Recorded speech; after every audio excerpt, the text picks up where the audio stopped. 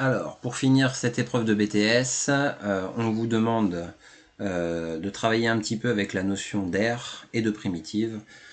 Donc ça va nous faire des rappels de ce qui a été vu cette année et l'année dernière. Donc ici, on vous donne la primitive. Donc on vous donne l'expression de la primitive, elle est donnée, il n'y a même pas besoin de le vérifier, c'est admis. Si on devait le vérifier, ça peut faire partie d'une question de BTS. Si on devait le vérifier, je vous rappelle qu'il faudrait dériver l'expression f qui est ici. Et en dérivant l'expression f, la fonction grand F qui nous est donnée ici, on devrait retrouver la fonction petit f qu'on avait utilisée dans notre exercice. C'est ici pas demandé, donc on va pas le faire, mais ça peut faire partie parfois d'une question. Vous pourrez vous entraîner, dériver cette expression qui est au-dessus de ma souris là, et retrouver l'expression de petit f. Voilà. Nous, ce qu'on nous demande ici, c'est de calculer l'aire qui est comprise sous la courbe entre les droites verticales que j'ai dessinées en rouge sur le graphique et l'axe des abscisses, c'est-à-dire l'aire que j'ai hachuré en orange sur le graphique. Voilà. Donc on a un résultat de cours qui nous dit que finalement cette aire là, eh bien c'est l'intégrale entre 0 et 2. Alors, pourquoi entre 0 et 2? Parce que c'est les positions des deux droites rouges de la fonction f de x dx. Voilà. L'aire qui est coincée sous une courbe quand elle est positive, et c'est le cas ici, coincée sous la courbe de droite verticale et l'axe des abscisses, c'est le calcul de son intégrale. Voilà. Et puis un deuxième résultat de cours qui nous dit que quand on veut calculer une intégrale, on a besoin de la primitive. Et en fait, le calcul de l'intégrale, c'est la différence de la primitive aux bornes de l'intégration, ici, c'est-à-dire c'est grand F de 2 moins grand F de 0. Tout simplement, pour le calculer, on va avoir besoin de calculer grand F de 2 et de calculer grand F de 0. Alors on va remplacer dans un premier temps dans l'expression qui nous est donnée x par 2.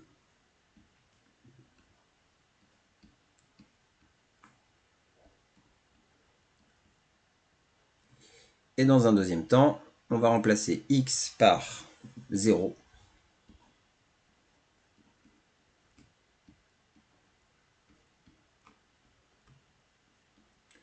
Et on fait très attention, c'est toujours le même problème. Le moins qui sépare ces deux calculs là, qui est ici, doit s'appliquer à toute l'expression qui est derrière ce signe moins. Et donc il faut encadrer cette expression par des parenthèses si on ne veut pas commettre d'erreur. Voilà. Alors, le premier calcul, moins 2 fois 2, ça fait moins 4. Moins 4 moins 3, ça fait moins 7.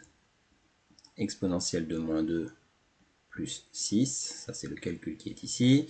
Dans la parenthèse, bon, il y a plein de choses qui simplifient. 2 fois 0, ça fait 0. Moins 3, ça reste moins 3. L'exponentielle de 0, ça fait moins 1. Et 3 fois 0, ça va. Donc, il y a plein de choses qui disparaissent. Il reste finalement, dans toute cette parenthèse rouge, il reste le moins 3. Avec un moins devant, ça fait un plus 3. Et on obtient donc moins 7 exponentielle de moins 2 plus 9. Alors, on nous en demande une valeur exacte. On l'a. Voilà, ça c'est la valeur exacte. Alors faites attention, quand on calcule une aire, on la trouve en unité d'aire. On va voir qu'il y aura un petit travail à faire maintenant. Donc ici c'est en unité d'aire. On peut trouver une valeur approchée. Moins 7 exponentielle de moins 2 plus 9. La calculatrice nous dit, alors à deux chiffres après la virgule, que c'est environ 8,05.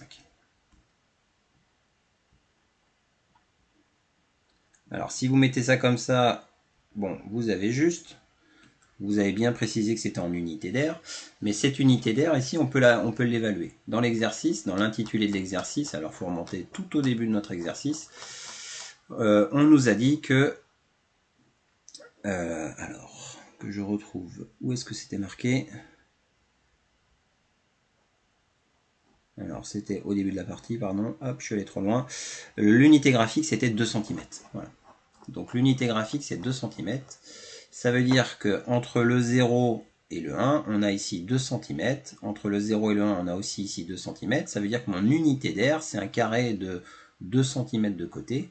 Donc ça veut dire que ici, une unité d'aire, c'est l'aire d'un carré de 2 cm. Eh bien en fait c'est 2 fois 2, c'est-à-dire 4 cm carré. Voilà. Et comme ici, notre calcul, on est censé l'exprimer en centimètres carrés, et pas en unité d'air, voilà, parce que c'est pas exactement la même chose, eh bien on va devoir simplement, comme on a trouvé une quantité en unité d'air, il va simplement falloir la multiplier par 4. Voilà. Donc si on en veut la valeur exacte, on multiplie par 4 cette première valeur exacte qu'on a trouvée ici, donc on multiplie chaque élément par 4, hein, donc ça va faire moins 28 exponentielle de moins 2 plus 36. Ça sera en centimètres carrés et ça sera la valeur exacte. J'ai simplement multiplié le moins 7 exponentielle de moins 2 puis le plus 9 par 4. Voilà.